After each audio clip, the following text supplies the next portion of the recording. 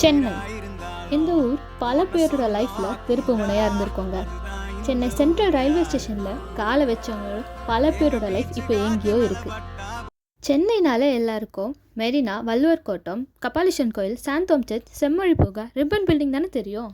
ஆக்சுவலாக பர்ச்சேஸ்க்கு ரங்கநாதன் ஸ்ட்ரீட், அத்தோனா வியாசர்பாடி, சாப்பாடுக்கு கோரா food street, இஃப்தாருக்கு Mannady, ஸ்போர்ட்ஸுக்கு சேப்பாக், சென்னை ரேஸ் கிளப், புதுசாக வண்டி வாங்கினா பாடிகார்ட் முனீஸ்வரன் கோயிலில் ஒரு பூஜை, வெட்டி கதை பேசுகிறதுக்கு 10 அடிக்கு ஒரு டீ கடை,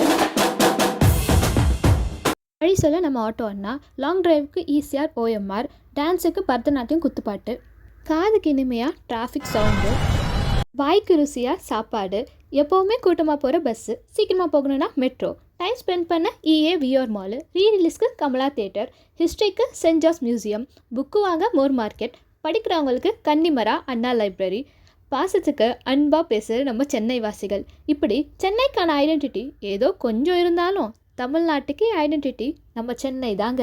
ஹாப்பி மெட்ராஸ் வீக்.